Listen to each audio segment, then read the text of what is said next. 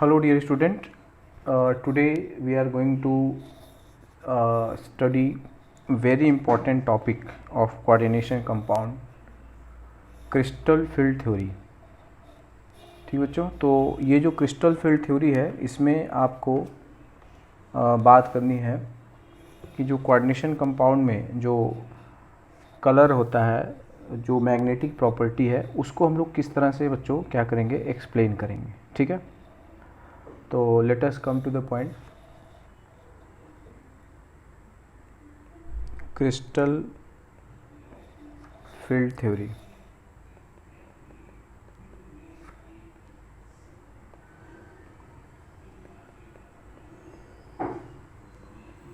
ठीक है, तो जैसा मैंने कहा बच्चों कि कोऑर्डिनेशन कंपाउंड जो होते हैं वो कलर्ड होते हैं। ठीक है, बहुत सारी चीज़ें हैं कि जिसे हम लोग वैलेंस बॉन्ड थ्योरी से एक्सप्लेन नहीं कर पाते हैं, लाइक कलर और मैग्नेटिक प्रॉपर्टी, ये जो मोस्ट इम्पॉर्टेंट है। ठीक है ना, तो ये आपको याद रखना है कि बच्चों colour and magnetic property of coordination compound, ठीक है, can not be explain by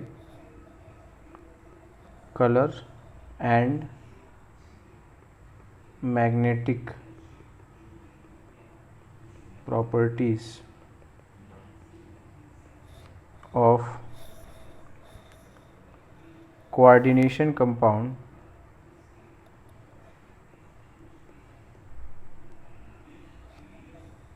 cannot be explained by valence bond theory. ठीक है, तो इसी चीज़ को एक्सप्लेन करने के लिए बच्चों आता है क्रिस्टल फील्ड थ्योरी। तो इसमें कुछ एजम्पशन है। तो इसमें ये माना जाता है बच्चों, क्रिस्टल फील्ड थ्योरी जो होता है ना, जैसे क्रिस्टलाइन सॉलिड, ठीक है ना, जो क्रिस्टलोग्राफी है वहाँ से आया है। तो उसमें हम लोग मानते हैं ना, जैसे आयंस होते हैं, आयंस क्या होते हैं, चार्ज पार्टिकल है, तो चार्ज पार्टिकल का एक अपना फील्ड होता है, ठीक है ना, इलेक्ट्रिक फील्ड। तो यही है क्रिस्टल फील्ड थ्योरी, मतलब जो लीगेंड्स होते हैं और जो मेटल्स होते हैं, ठीक है ना, ये एक बेसिकली क्या होता है, चार्ज पार्टिकल होते हैं। नेगेटिव लीगेंड जो है वो चार्ज पार्टिकल है, या फिर जो न्यूट्रल लीगेंड है वो भी क्या होते हैं, जनरली पोलर होते हैं। तो they can also be treated as charge particle. ठीक है, तो जो चार्ज पार्टिकल है तो उसका अपना क्या होगा, एक फील्ड होता है। ठीक है, तो जो क्रिस्टलाइन सॉलिड की ज्योमेट्री और उसकी जो प्रॉपर्टी है उसको जो एक्सप्लेन करने के लिए जो थ्योरी होता है, तो वैसी उसी से ये आप कह सकते हो कि वहीं से ये आया हुआ है बच्चों। ठीक है, तो इसमें क्या होता है कि इसमें हम एज्यूम करते हैं कि जो मेटल्स होते हैं और जो लिगेंड होते हैं, ठीक है ना, उसको हम लोग पॉइंट चार्ज की तरह मान सकते हैं, और लिगेंड और मेटल के बीच में क्या होता है, pure electrostatic force of attraction होता है। ठीक है ना, तो इसमें क्या है, metal and ligand,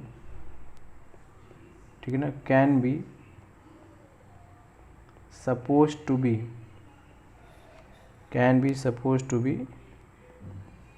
point charges.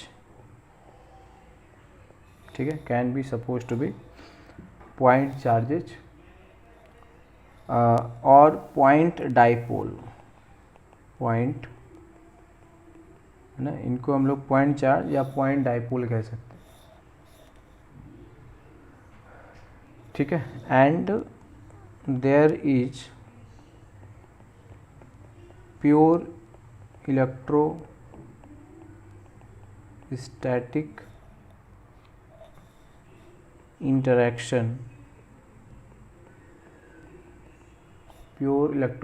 interaction between all ligand।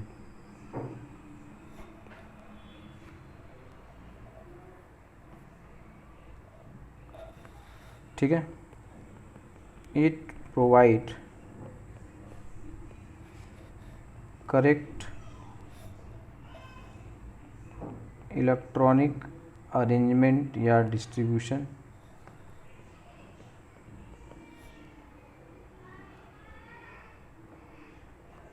Of central metal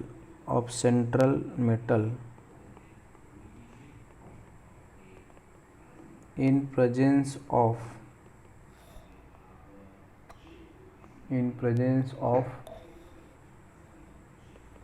ligand। ठीक है बच्चों, बस ये समझना है कि लीगेंड के आने से, ठीक है, सेंट्रल मेटल का इलेक्ट्रॉनिक कन्फिग्रेशन क्या हो सकता है, चेंज हो सकता है। इलेक्ट्रॉनिक कन्फिग्रेशन क्या हो सकता है बच्चों, चेंज हो सकता है। ठीक है,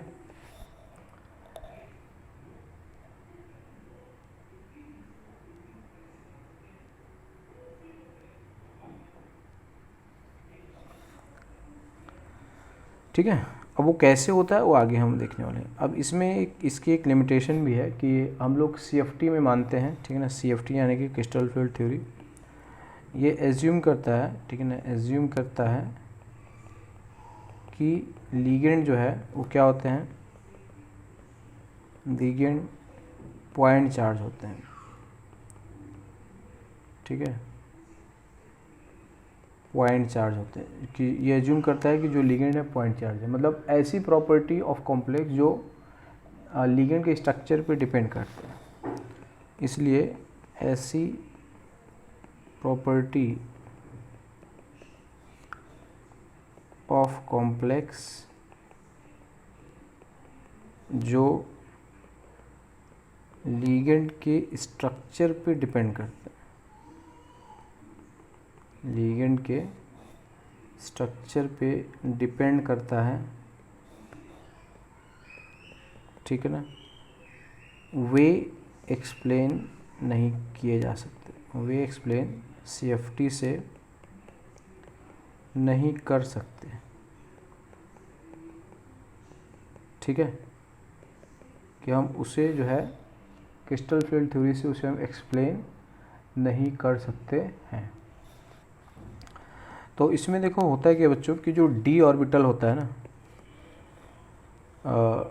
डी सबशेल, ठीक है, लीगेंड की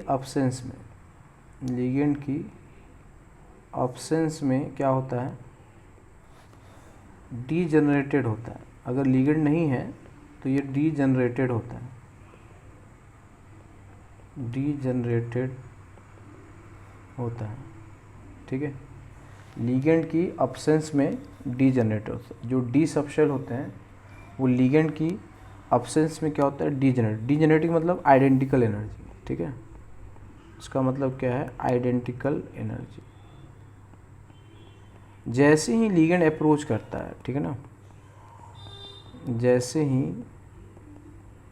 लीगेंड अप्रोच करता है,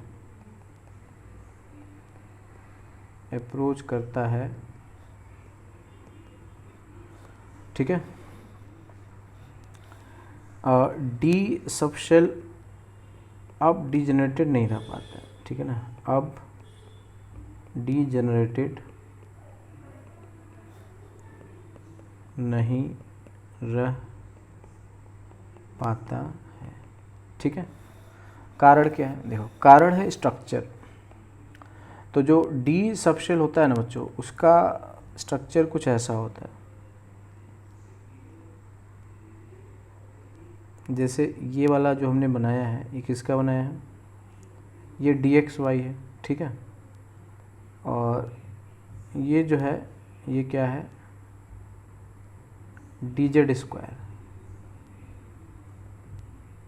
ठीक है, ये DZ² है, ये x और y मान लिया तो ये DX² माइनस y²। तो ये जो होता है बच्चों ये एक्सिस के अलोंग है, एक्सिस के अलोंग, इसके जो लोब्स है ना वो एक्सिस के अलोंग है, ठीक है, किसके लोब्स, DX² माइनस y² और DZ²।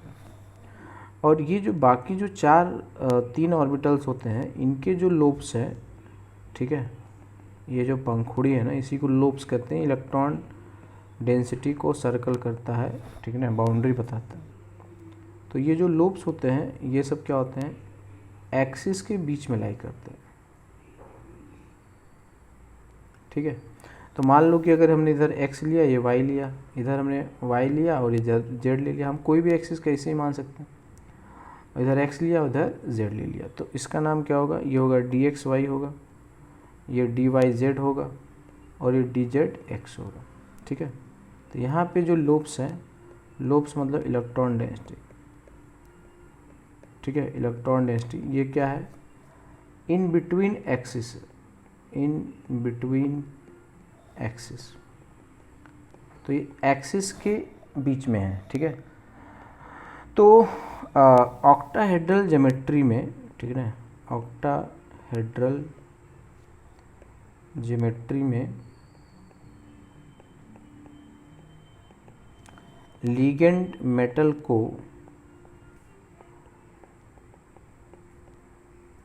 को एक्सिस के अलोंग ही, ठीक है ना, एक्सिस के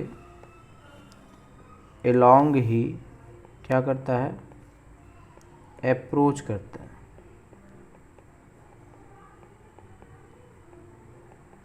ठीक है, तो ऑक्टाहेड्रल ज्योमेट्री में जो लीगेंड होता है वो क्या करता है, वो एक्सिस के अलोंग ही अप्रोच करता है। तो जो ऑर्बिटल, अब देखो जो लीगेंड होता है, ठीक है, लीगेंड क्या है, इलेक्ट्रॉन रिच होता है ना, और डी ऑर्बिटल में भी क्या होते हैं, डी ऑर्बिटल्स में भी इलेक्ट्रॉन प्रेजेंट है। तो इसमें क्या होता है कि जो डी ऑर्बिटल में जो इलेक्ट्रॉन है और जो लीगेंड है, दोनों के पास इलेक्ट्रॉन है, तो इलेक्ट्रॉन और इलेक्ट्रॉन क्या होगा, रिपल्शन होगा। इसलिए जब लीगेंड मेटल को अप्रोच करता है तो सभी ऑर्बिटल्स में, हर एक ऑर्बिटल, चाहे एस हो चाहे पी, सब में है ना, सभी ऑर्बिटल्स में क्या होता है, रिपल्शन होता है, क्योंकि लीगेंड के पास इलेक्ट्रॉन है। ठीक है, बट डी ऑर्बिटल्स में, यानी कि डी सबशेल में, ऑर्बिटल्स में एक्सटेंट ऑफ रिपल्शन अलग अलग होता है। ठीक है ना, एक्सटेंट ऑफ रिपल्शन क्या होता है, अलग अलग होता है। ठीक है, क्यों ऐसा होता है, देखो ऐसा इसीलिए होता है क्योंकि इनका जो ज्योमेट्री है वो इस प्रकार से होता है कि एक्सटेंट ऑफ रिपल्शन वहाँ पे अलग अलग हो जाएगा। ठीक है, तो जो ऑर्बिटल एक्सिस के अलोंग आएंगे, ठीक है, जो ऑक्टाहेड्रल ज्योमेट्री होता है, ठीक है, तो ऑक्टाहेड्रल ज्योमेट्री में तो यही होता है ना,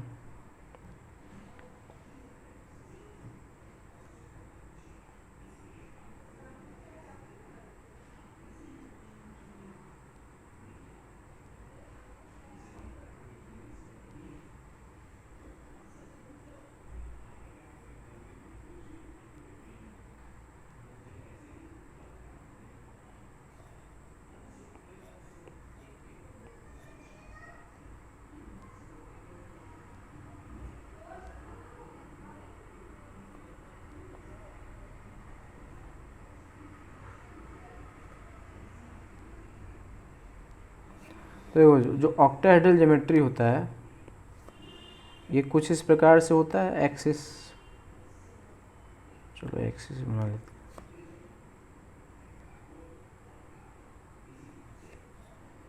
ठीक है, इस तरह से होता है। तो मान लेते हैं कि ये जो है आपका, ये x है, ये y है और ये z है। ठीक है, तो ऑक्टाहेड्रल ज्योमेट्री में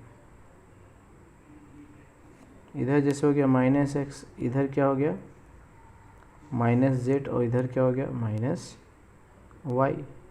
ठीक है, तो इसमें यही तो होता है ना कि ऑक्टाहेड्रल ज्योमेट्री कैसे होती है, जब आप इसको इस तरह से ज्वाइन कर लेंगे तो ये ऑक्टाहेड्रल बन जाएगा। ठीक है, इस तरह से। तो अब जो जैसे हमने कहा ना कि जैसे dz स्क्वायर है तो एलोंग z एक्सिस है, dx square minus y square तो एलोंग x एक्सिस और y एक्सिस। तो लीगेंड अगर यहाँ पे आता है एलोंग एक्सिस आता है, यहाँ भी लीगेंड आता है ना, ऐसा होगा जैसे यहाँ पे L या इसको L1, L2, L3 और L4 मान लो, ये हो गया L1। ठीक है, ये हो गया L2, ये हो गया L3 और ये हो गया L4, ऐसे है। तो इसके अलोंग एक dxy है, ठीक है, और इधर जो है ये है मान लो L5 है और ये क्या है L6 है। तो ये हो गया L5 और इधर क्या हो गया L6 आया। तो इन ऑर्बिटल्स में क्योंकि ये बिल्कुल लीगेंड के डायरेक्शन के अलोंग ही मौजूद है, तो इन ऑर्बिटल्स में क्या होगा बच्चों, रिपल्शन ज़्यादा होगा। समझ गए? इस कारण से इनकी जो एनर्जी होती है वो दो भागों में ब्रेक कर जाती है, इसको बोलते हैं डी ऑर्बिटल्स की स्प्लिटिंग हो जाती है, ठीक है ना। तो इसमें क्या होता है कि लीगेंड जो होगा, लीगेंड इन दोनों ऑर्बिटल को, ठीक है ना, दोनों ऑर्बिटल को क्या करेगा, ज़्यादा रिपेल करेगा, ठीक है ना, ज़्यादा रिपेल करेगा। रिपेल ये सबको करेगा लेकिन इनको ज़्यादा करेगा, क्योंकि जो dxy है ना, जैसे dxy ऐसे है, ये dxy होगा, इन बिटवीन x जा रहा है, और जो dx square minus y square वो कुछ ऐसे है, और लीगेंड भी ऐसे ही आ रहा है, ठीक है। तो जो dx square minus y square है वो अलोंग एक्सिस है, इस कारण से यहाँ पे कुछ इस तरह से हो जाएगा, ठीक है ना।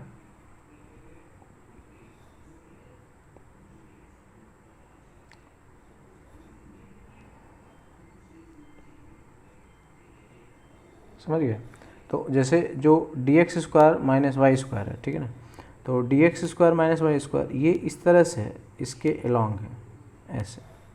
तो अब लिगेंड भी इधर ही आ गया, तो इसमें क्या होगा, रिपल्शन ज़्यादा होगा।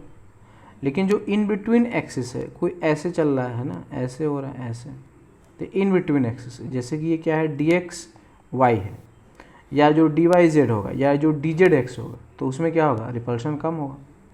समझ गए? तो ये इसमें जो है बच्चों इस प्रकार से ये बातें होती हैं।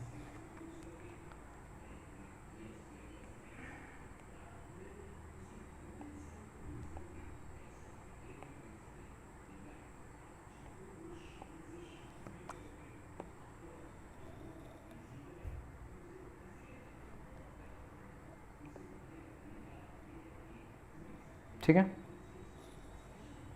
मैं इसीलिए थोड़ा ये रेड वाला आपको सही से दिखे, ठीक है।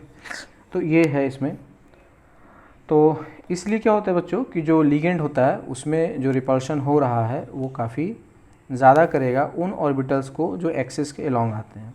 तो पहले तो जो डी ऑर्बिटल होता है ना वो डी जनरेटेड होता है, ठीक है, ये डी जनरेटेड है डी ऑर्बिटल, ठीक है।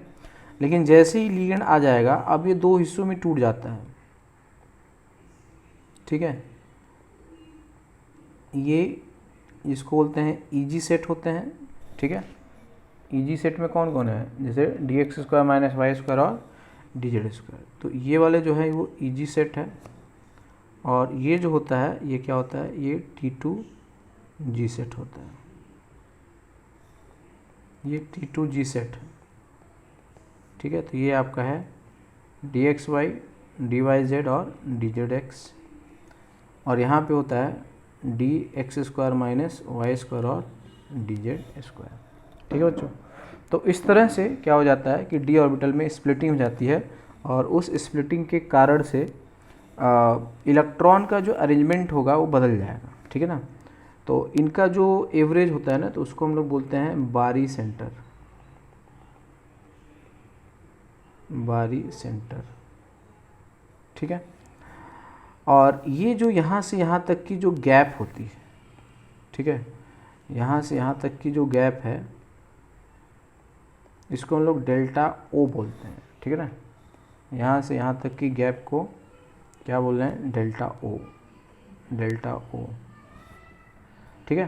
तो ये जो होता है इसमें एक रिलेशन होता है कि इनका जो रेशियो होता है, ठीक है, वो 2:3 के फॉर्म में आता है, ठीक है।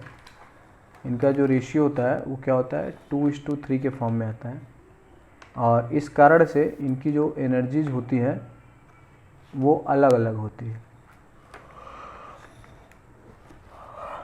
ठीक है। तो ये जैसे होता है ना 0.4 डेल्टा नॉट, और यहाँ से यहाँ तक क्या होता है है ना, 2:3 के रेशियो में, ठीक है, समझ गए। तो इस वजह से क्या हो जाता है बच्चों कि इलेक्ट्रॉनिक अरेंजमेंट, अब जैसे मान लो एक इलेक्ट्रॉन है, अब एक इलेक्ट्रॉन भरना है तो कहाँ भरोगे, एक इलेक्ट्रॉन इसी में जाएगा क्योंकि इसकी एनर्जी कम है, ठीक है, इसी में जाएगा। दूसरा इलेक्ट्रॉन भरना है तो कहाँ भरोगे, इसी में भरोगे। तीसरा इलेक्ट्रॉन भरना है तो कहाँ भरोगे, इसी में भरोगे। तो 3 इलेक्ट्रॉन तक तो इसी में सारे इलेक्ट्रॉन भरते हैं, ठीक है, समझ गए। तो 3 इलेक्ट्रॉन तक, ठीक है, अप टू 3 इलेक्ट्रॉन सारे इलेक्ट्रॉन डी लोअर जी में भरते हैं ना, T2G सेट में भरते हैं, ठीक है। तो इसमें जो होता है T2G सेट में, तो अब इसको हम ऐसे लिखते हैं T2G और EG, ठीक है। T2G में इसकी लोअर एनर्जी है तो हम इसको पहले लिख रहे हैं, ये खाली है ऐसे, और ये जो है ये हायर एनर्जी है तो बाद में, ठीक है, ये हायर एनर्जी है, और ये वाला जो है वो क्या है, लोअर एनर्जी। तो जैसे अगर हमने कहा कि D1 है ना, D1 है, तो D1 में कहाँ पे इलेक्ट्रॉन भरा जाएगा, तो D1 में इलेक्ट्रॉन भरा जाएगा T2G सेट में, एक इलेक्ट्रॉन यहाँ आ जाएगा, ठीक है।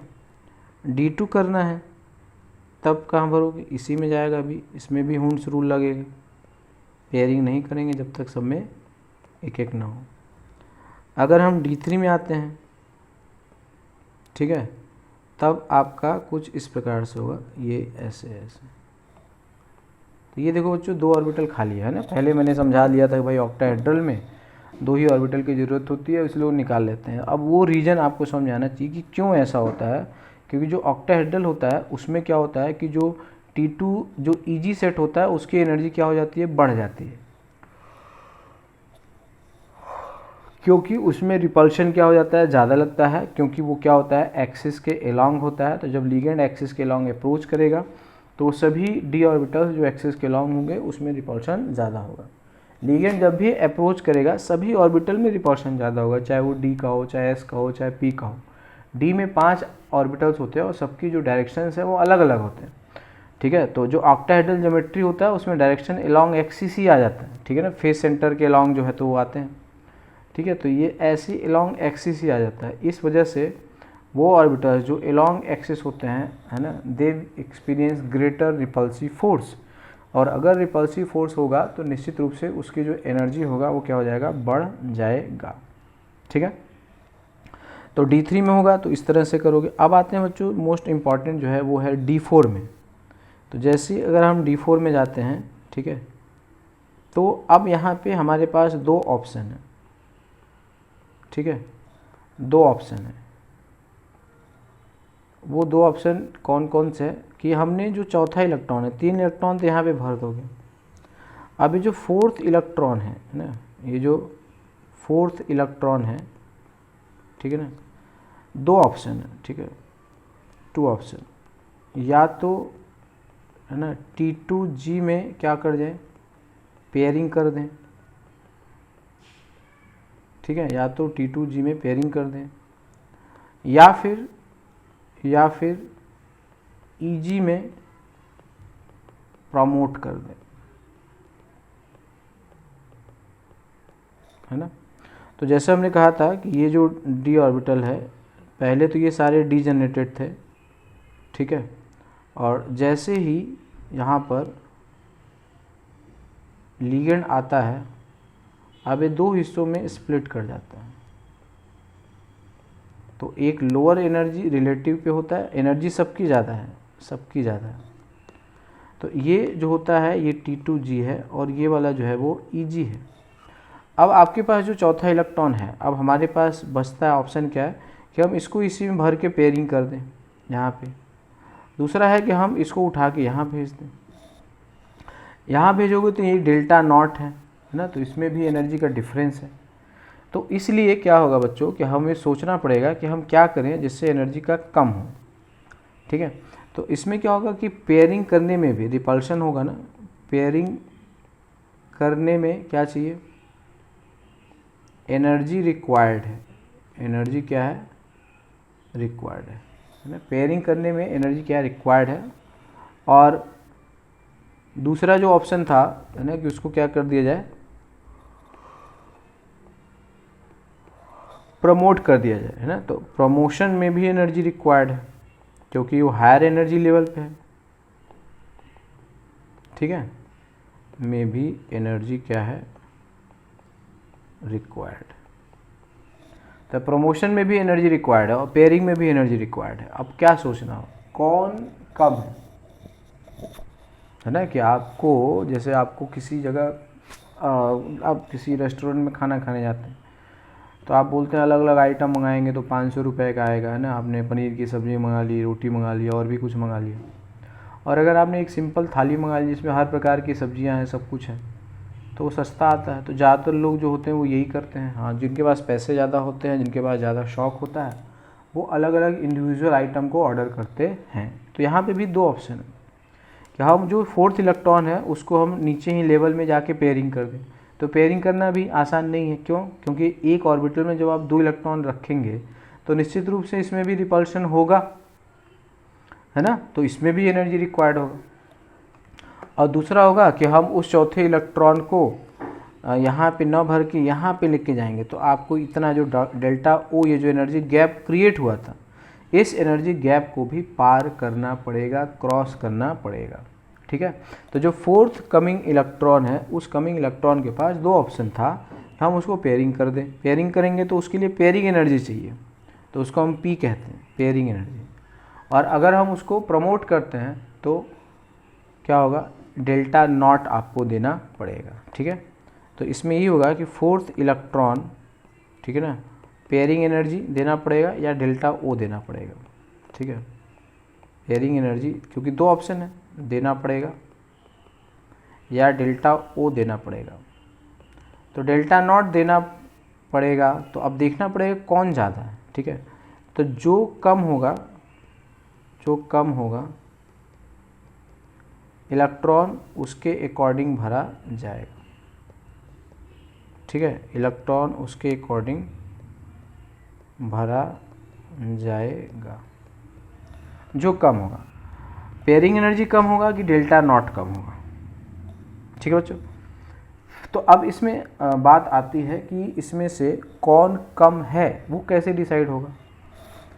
देखो, पेयरिंग एनर्जी जो भी है वो फिक्स है ना, वो हमेशा फिक्स रहेगा। बट डेल्टा नॉट जो होगा, है ना, अब इसमें पेयरिंग एनर्जी है ना, पेयरिंग एनर्जी क्या है, एक कांस्टेंट वैल्यू है, ये चेंज नहीं होगा, है ना, कांस्टेंट वैल्यू है। बट डेल्टा नॉट जो है, it depends upon oxidation state of metal and nature of ligand,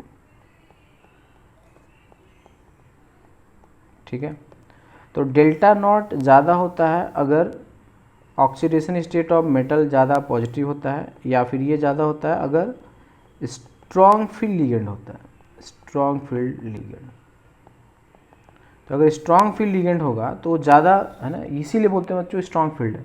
strong field का मतलब ये है कि वो इनको ज़्यादा रिपेल करेगा, किसको, dx² - y² और dz² को, इनको वो ज़्यादा रिपेल करेगा, ठीक है। तो ज़्यादा होगा तो ये वाली जो गैप होगी वो ज़्यादा बढ़ जाएगी। तो स्ट्रॉन्ग फील्ड में डेल्टा नॉट काफ़ी ज़्यादा हो जाता है, इसलिए जो चौथा इलेक्ट्रॉन आता है वो कहेगा ठीक है यार, हम उतने ऊपर तो नहीं जाएंगे, चलो हम इसी में क्या कर जाते हैं, पेयरिंग कर जाते हैं ना। जैसे आप किसी होटल में गए, कहा कि ठीक है आप फर्स्ट फ्लोर पे होटल है ना, रूम मिल जाएगा, या आपको 10वें फ्लोर पे है जिस पे चढ़ के जाना है आपको, मतलब लिफ्ट नहीं लगा है, क्या करोगे, है ना, आप नीचे ही सो जाओगे, ठीक है, आप थके हुए हो, ऊपर नहीं जाना चाहते। उसके बाद उसने कहा कि नीचे वाला जो रूम है उसमें क्या है, कूलर लगा हुआ है, ऊपर वाला जो रूम है 10वें फ्लोर पे उसमें एसी लगा हुआ है, गर्मी बहुत है, क्या करोगे, चलो चढ़ जाते हैं, है ना। रेट दोनों का क्या है, सेम, ठीक है। तो ये यहाँ पे यही बात है बच्चों कि अब जो फोर्थ इलेक्ट्रॉन है वो सोचेगा कि मैं पेयरिंग में जाऊँ कि इसमें कम एनर्जी, अगर पेयरिंग एनर्जी कम है तो ये तो जो भी है फिक्स है। अगर आप मान लो ये 200 किलो जूल है तो ये हमेशा फिक्स रहेगा। बट ये जो डेल्टा नॉट है ये डिपेंड करेगा नेचर ऑफ लिगेंड पे। अगर लिगेंड स्ट्रॉन्ग फील्ड लिगेंड है तब वो डेल्टा नॉट काफ़ी बढ़ा देगा, इसीलिए क्या होता है बच्चों, जब स्ट्रॉन्ग फील्ड लिगेंड होता है तो इस इलेक्ट्रॉन को ऊपर जाना मुश्किल हो जाता है क्योंकि ये वैल्यू बढ़ जाती है, ठीक है। तो यही इसमें आता है बच्चों। तो स्ट्रॉन्ग फील्ड लिगेंड में, ठीक है, तो इसमें होता है कि इन केस ऑफ SFL, ठीक है, स्ट्रॉन्ग फील्ड लिगेंड में डेल्टा नॉट जो होता है वो काफ़ी ज़्यादा होता है, ठीक है ना। डेल्टा नॉट क्या होता है, काफ़ी ज़्यादा होता है, इसलिए फोर्थ इलेक्ट्रॉन, ठीक है ना, पेयरिंग में पेयरिंग करता है, ठीक है। कि जो फोर्थ इलेक्ट्रॉन है वो क्या कर जाता है, पेयरिंग कर जाता है, क्योंकि उसके केस में क्या होगा, स्ट्रॉन्ग फील्ड लिगेंड है तो एनर्जी गैप बहुत ज़्यादा बढ़ा देगा। जब एनर्जी गैप बढ़ा देगा तो कहेगा यार कि छोड़ो, है ना, कि जो वैल्यू कम होगी, ठीक है ना, थर्मोडायनेमिकली क्या होगा, वही फिजिबल होगा। तो जो वैल्यू कम होगा थर्मोडायनेमिकली वही ज़्यादा फिजिबल होगा, ठीक है।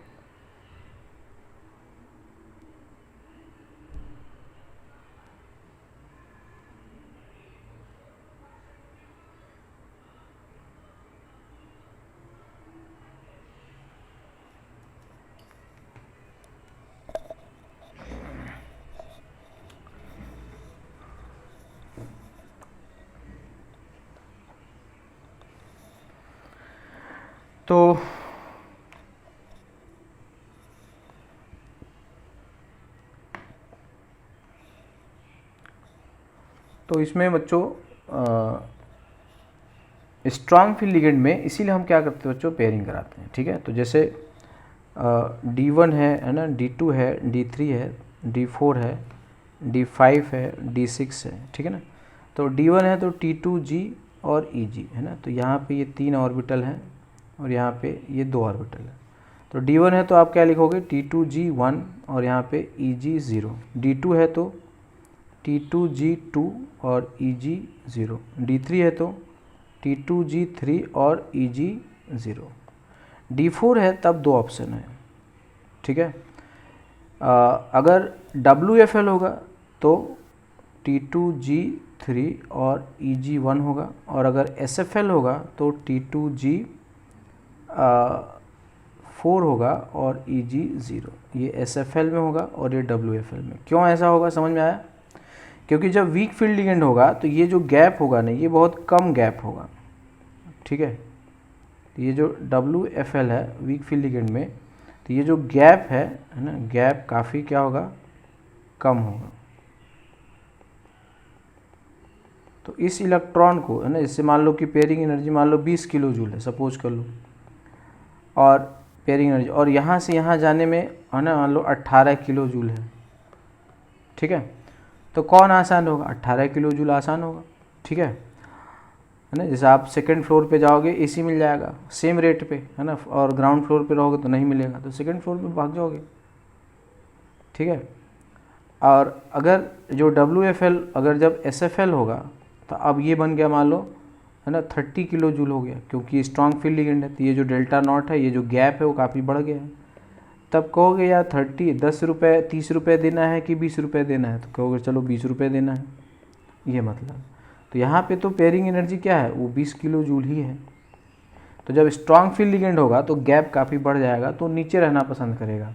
और जब WFL होगा तो पेयरिंग करना मुश्किल है, ऊपर जाना आसान है, ठीक है बच्चों। यही होता है। तो इसीलिए अगर D4 आ जाता है तो SFL में हम क्या कर देंगे, पेयरिंग कर देंगे, और WFL में पेयरिंग नहीं करेंगे। क्लियर? सेम यहाँ भी होगा, ठीक है। D5 में भी अगर है तो D5 में भी सेम कंडीशन होगा, ठीक है। T2G5 और EG 0 किस में होगा, SFL में पेयरिंग करा देंगे, क्योंकि ऊपर जाना मुश्किल है। और ये जो होगा T2G3 और EG2 ये आ जाएगा। तो ये WFL में होगा, कहेगा कि हम ऊपर जाना पसंद करेंगे क्योंकि ऊपर जाना हमारे लिए क्या है, आसान है। तो WFL में जो गैप होता है वो कम होता है, इसलिए ऊपर आसानी से चला जा सकता है। SFL में गैप काफ़ी ज़्यादा बढ़ जाता है, बस ऐसे याद रख लो, ठीक है ना। तो WFL में क्या होता है, T2G और EG के बीच का गैप कम होता है, इसलिए इलेक्ट्रॉन ऊपर यानी कि Eg में क्या होगा, प्रमोट हो जाता है। और SFL में क्या होगा, SFL में T2G और Eg के बीच का गैप काफ़ी ज़्यादा होता है, इसलिए ऊपर यानी कि Eg में जाना डिफ़िकल्ट, इसलिए क्या हो जाता है, पेयरिंग होता है। ठीक है बच्चों, तो हमने देखा d ऑर्बिटल क्या हो जाता है बच्चों, स्प्लिट हो जाता है दो हिस्से में जब वहाँ पे लिगेंड एक्सेस करता है तो। ठीक है, सबको ये रिपेल करता है, हर एक d ऑर्बिटल को रिपेल करता है। d ऑर्बिटल की सारे d ऑर्बिटल की एनर्जी बढ़ जाती है, उनकी एनर्जी ज़्यादा बढ़ती है जो एक्सिस के लॉन्ग होते हैं। कौन से एक्सिस के लॉन्ग होते हैं, dx² - y² और dz², तो उनको हम लोग Eg सेट कहते हैं। ठीक है, और जो नीचे वाला होता है वो क्या होता है, T2G सेट होता है। अब ये जो होता है ना बच्चों, जो डेल्टा नॉट होता है, ठीक है, अब ये जो डेल्टा नॉट होता है, डेल्टा नॉट जो है, ठीक है, डेल्टा नॉट ज़्यादा होता है अगर मेटल का ऑक्सीडेशन स्टेट है ना, का ऑक्सीडेशन स्टेट ज़्यादा होता है, क्योंकि अगर उसका ऑक्सीडेशन स्टेट ज़्यादा होगा तो लिगेंड पे ज़्यादा फोर्स लगाएगा। जैसे मान लो Fe+2 है और Fe+3 है, अब ये साइनाइड आयन आ रहा है, यहाँ भी साइनाइड आयन है, तो ये तो ज़्यादा है ना, 1.5 गुना फोर्स है ना, चार्ज है, तो ये क्या होगा, ग्रेटर फोर्स लगाएगा। ठीक है, ग्रेटर फोर्स होगा, तो इस वजह से Cn- ज़्यादा पास में आएगा तो ज़्यादा स्प्लिटिंग होगा। ठीक है ना, तो यहाँ पे कम चार्ज है तो ये वीकर फोर्स होगा। ठीक है ना, वीकर फोर्स, इसलिए यहाँ पे जो डेल्टा नॉट होगा वो क्या होगा, काफ़ी ज़्यादा होगा। ठीक है, दूसरा होगा डेल्टा नॉट, इस पे भी डिपेंड करेगा, है ना, डेल्टा नॉट ज़्यादा होगा अगर SFL होगा। ठीक है, तो और डेल्टा नॉट ज़्यादा होगा अगर क्या होगा, 4D या 5D का होगा। ठीक है, क्योंकि इनका क्या होता है, काफ़ी ज़्यादा जेड इफेक्टिव होता है, जेड इफेक्टिव ज़्यादा होता है ना। क्यों होता है ज़्यादा, क्योंकि due to lanthanide and actinide contraction. ठीक है, due to lanthanoid and actinoid contraction. ठीक है, ठीक है, तो SFL और WFL में इस तरह से आप देख सकते हो। तो जो 4D और 5D सीरीज के होते हैं उसमें SFL हो, है ना, ये ध्यान रखेंगे कि 4D 5D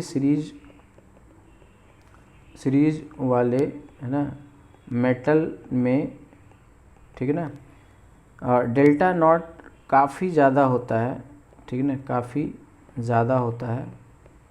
ठीक है, चाहे वीक फील्ड हो, चाहे WFL हो या SFL हो। ऐसा क्यों हुआ, ऐसा इसी कारण से हुआ क्योंकि उनका जेड इफेक्टिव ज़्यादा है तो लिगेंड पे ज़्यादा फोर्स लगाएगा।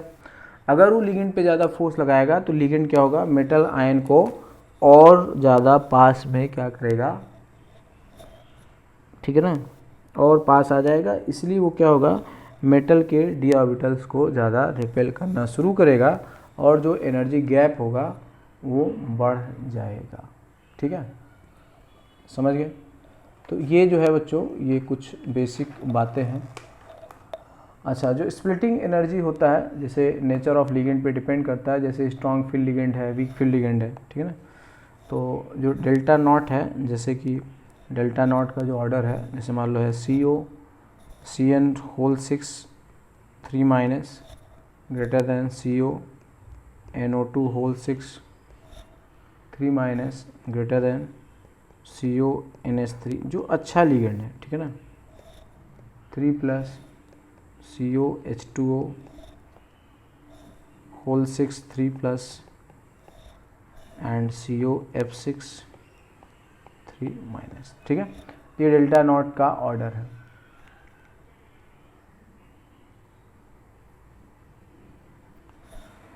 दूसरा होता है ज्योमेट्री ऑफ लिगेंड, है ना। ज्योमेट्री ऑफ लिगेंड पे भी डेल्टा, ज्योमेट्री ऑफ, है ना, लिगेंड नहीं, ज्योमेट्री ऑफ कॉम्प्लेक्स,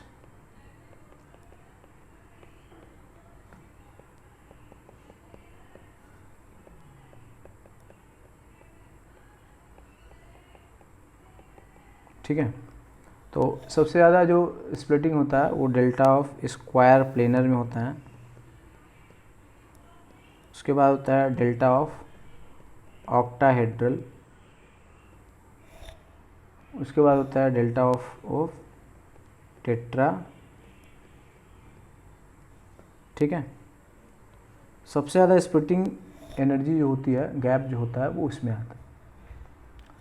तो जैसे कि ये है NiCN whole 4 2 minus greater than NiCN whole 6 4 minus greater than NiCl whole 4 2 minus, ठीक है। तो इसमें जो है ये तो DsP2 है और ये वाला क्या है sp3d2 है, ठीक है। और ये क्या है sp3 है। तो डेल्टा नॉट का ऑर्डर जो होगा वो डेल्टा का जो ऑर्डर होगा, ठीक है, वो यही आ जाएगा। ये स्क्वायर प्लेनर है और ये ऑक्टा। तो डेल्टा जो होगा फर्स्ट है, ये सेकंड है, थर्ड है, ठीक है। First greater than second greater than third,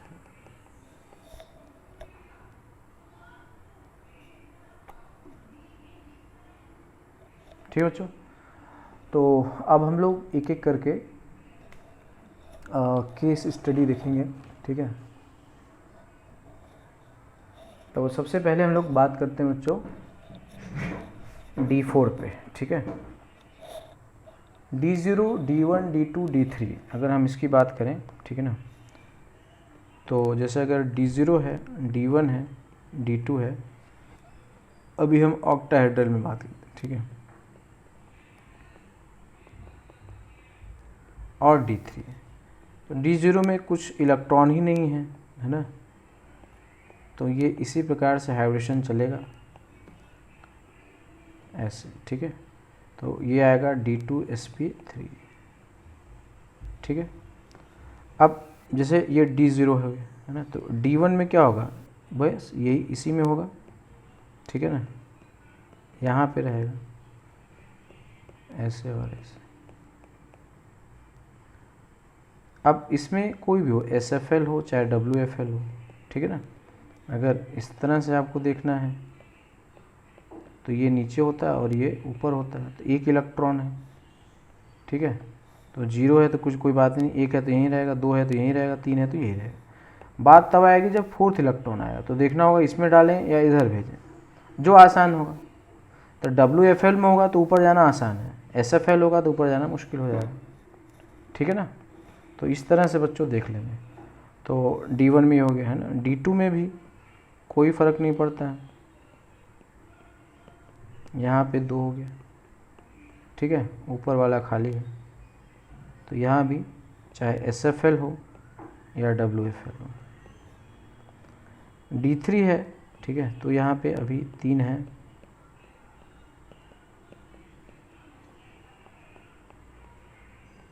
ठीक है। तो ये भी क्या है, SFL या WFL, ठीक है। फ्रॉम D0 टू D3, है ना, doesn't matter what kind of ligands are coming. अब आते हैं बच्चों D4 है। तो D4 में क्या होगा, वही हमने बताया कि 2 केस आ जाएगा, ठीक है।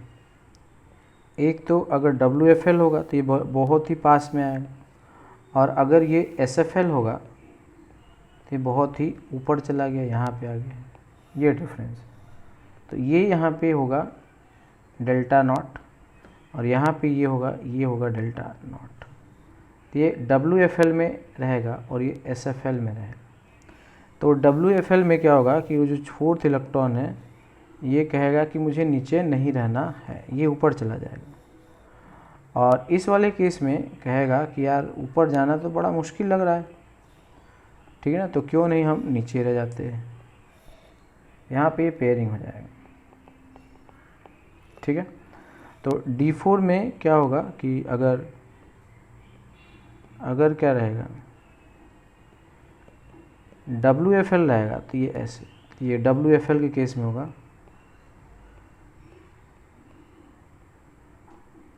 फिर अगला D यूज करना होगा, ठीक है। तो ये WFL में ये ऊपर भाग जाएगा, तो मतलब ये 3D ऑर्बिटल में, इसका मतलब जो है 3D ऑर्बिटल में 2 खाली नहीं है,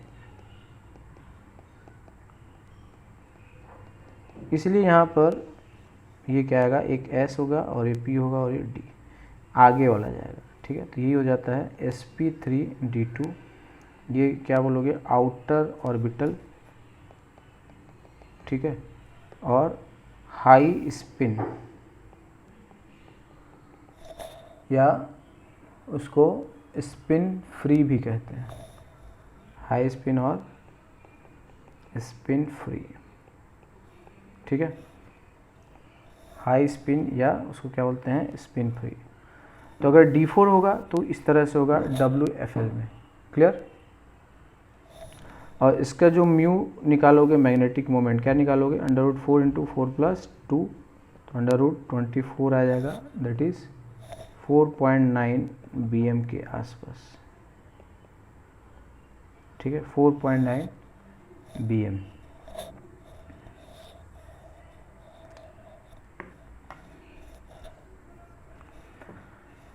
तो दिए है WFL का केस है ये। और अगर वही D4 होगा, SFL का केस अगर लिया जाए, तब SFL के केस में ऊपर जाना मुश्किल होगा, क्योंकि गैप बहुत बढ़ चुका है, ठीक है। तो गैप काफ़ी ज़्यादा है,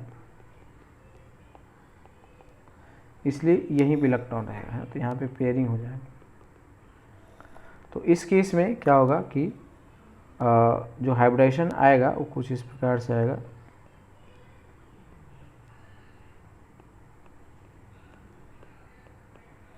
ठीक है।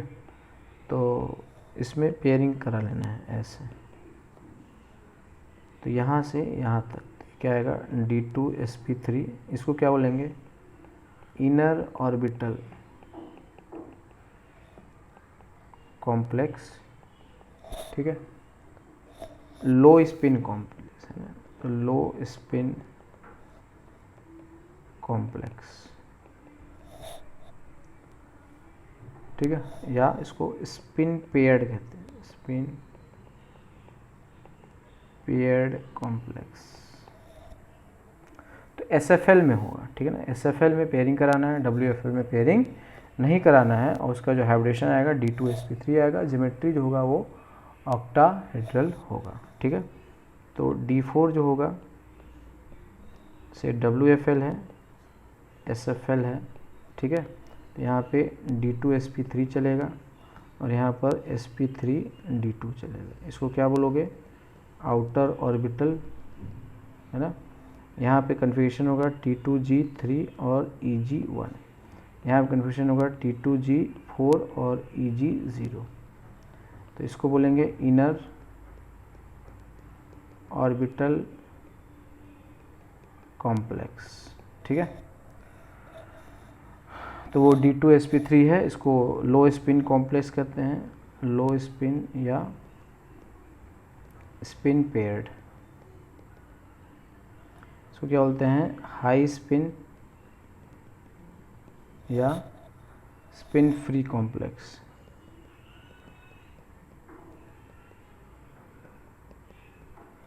ठीक है। तो this is the basic difference, ठीक है। तो इसके जो एग्जांपल है जैसे D4 का, जैसे क्रोमियम है Cr, क्रोमियम के पास 24 इलेक्ट्रॉन है, 2 इलेक्ट्रॉन निकाल दोगे, ठीक है ना, तो ये है +2 है। या MnF6, ठीक है, 3- है। या फिर MnH2O होल 6 3+ है, ठीक है बच्चों। तो इस तरह से है, जैसे क्रोमियम का 24 होता है ना, तो इसका क्या है 24 है 24, तो 24 में से 22 है ना, 2 इलेक्ट्रॉन निकल जाएगा। तो इसका है, जैसे अगर क्रोमियम को निकालोगे तो क्या लिखोगे 3d5 4s1। अब Cr+2 में क्या आ जाएगा 3d4 आ जाएगा, बस ये करना है। वैसे Mn में 25 होता है, तो ये क्या था 3d, ये आर्गन रहेगा 3d5 4s2। और Mn+3 में क्या आ जाएगा आर्गन 3d अगेन 4 आ जाएगा, ठीक है ना। तो इस तरह से। और SFL में फॉर एग्ज़ाम्पल जैसे यहाँ पे अमोनिया ले लिया जाए, है ना, MnNH3 होल 6 3+ में, ठीक है। या MnEn होल थ्राइस 3+, या CrEn ट्वाइस 2, ठीक है। तो ये जो है D4 कॉन्फ़िगरेशन है। अब इसमें बच्चों जो अमोनिया होता है ना, इसका एक अलग केस होता है ना। अमोनिया NH3 जो होता है Mn+2 या Fe+2, ठीक है, के लिए क्या होता है वीक लिगेंड होता है, ठीक है, ये याद रखेंगे।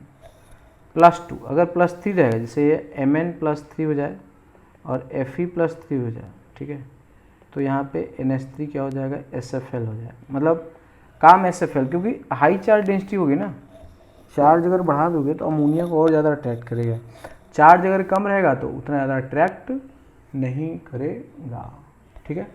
तो ये बहुत ही ज़्यादा इम्पॉर्टेंट है, ठीक है ना, आपको एक्सेप्शन में समझने में ये काफ़ी ज़्यादा आपकी मदद करेगा। तो अमोनिया +2 ऑफ 3D सीरीज, है ना, में क्या होता है वीक फील्ड लिगेंड होता है। +2 ऑफ 3D सीरीज में वीक फील्ड लिगेंड होता है। +3 अगर ऑक्सीडेशन स्टेट है तो वहाँ पर वो क्या हो जाएगा, वो स्ट्रॉन्ग फील्ड लिगेंड हो जाएगा, ठीक है। तो अगला देखते हैं बच्चों, जैसे कि अगर हम बात करते हैं 3D5 की बात करते हैं, D5 की बात करें, तो अगला है D5 कॉन्फ़िगरेशन।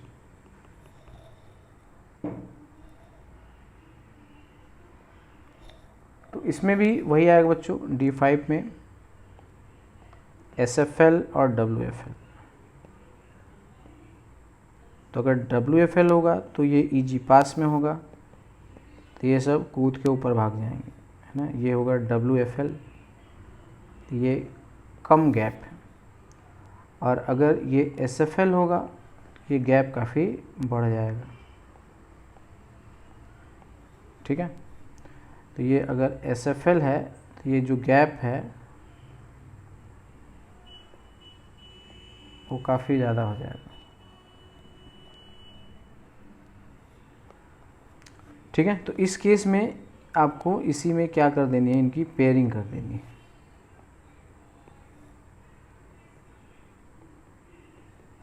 ठीक है। तो ये है, तो SFL और WFL,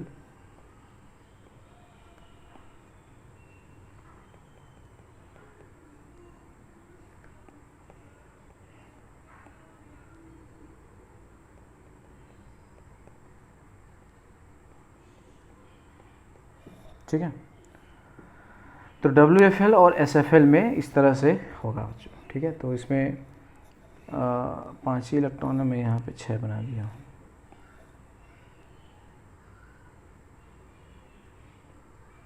ठीक है। तो इसके जो कुछ एग्जांपल्स हैं, तो इसमें अनपेयर्ड म्यू निकाल लोगे, अंडर रूट क्या आएगा 5 × 5 + 2 आ जाएगा, यहाँ पे म्यू आ जाएगा √2 इंटू, है ना, n इंटू n+2 होता है, तो 1 इंटू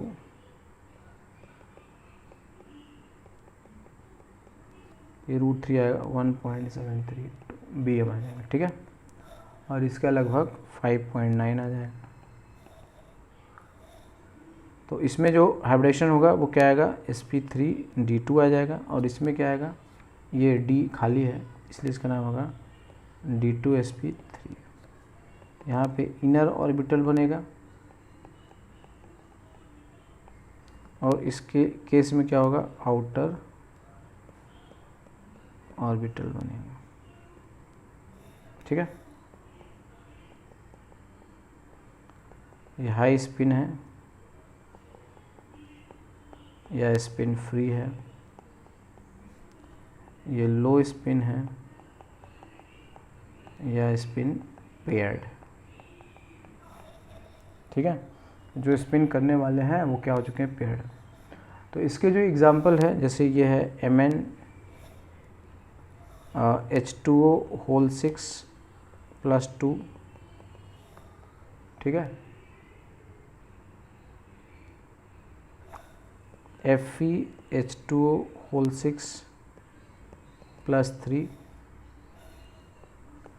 Mn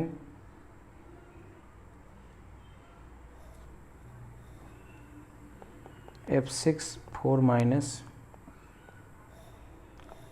FeF6 3-, ठीक है, ये है। अब इसमें एक्सेप्शन जो आएगा, ठीक है, कौन सा आएगा,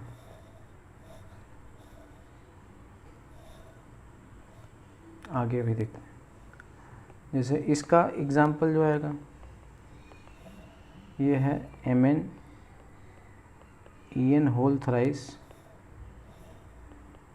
plus FeCN6 3- FeEN3 plus MnCN2-, ठीक है। तो ये है। तो ये सब जो होते हैं इन सब का हाइब्रिडेशन क्या होगा, D2sp3 होगा। निकाल के देख सकते हो ना, कोई भी एक हम देख लेते हैं। चलो, जैसे हमने कहा कि है FeCN6 3-, तो ये तो +3 में आ गया। तो Fe का क्या होता है, argon 3d6 and 4s2। Fe+3 करोगे तो क्या आएगा, आर्गन 3d5 आ जाएगा, ठीक है। अब ये जो 3d5 है, अब Cn- कैसा लिगेंड है, स्ट्रॉन्ग लिगेंड है। तो ये स्ट्रॉन्ग लिगेंड है तो ये पेयर कर जाएगा, ठीक है। तो इस तरह से आ जाएगा। तो यहाँ पे ये Cn-,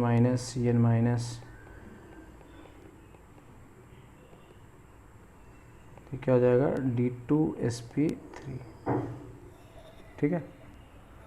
तो ये बच्चों यहाँ पे इस तरह से बना लेंगे हम इसको।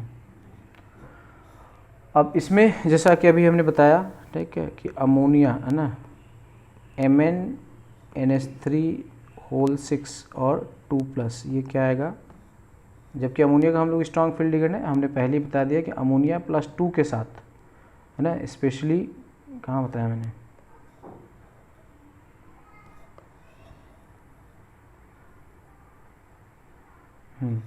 यही है। तो +2 के साथ जो होता है, ठीक है, अमोनिया +2 के साथ, इनके केस में, है ना, मैग्नीज और आयरन केस में, तो वीक फील्ड लिगेंड होते हैं, ठीक है।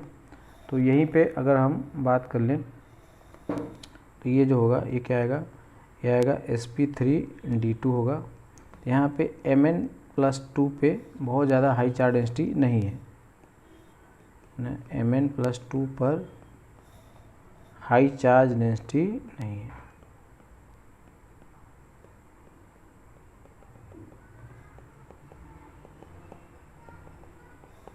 इसलिए वो यहाँ पे किसकी तरह बिहेव करेगा, वीक फील्ड लिगेंड की तरह बिहेव कर रहा है, ठीक है बच्चों।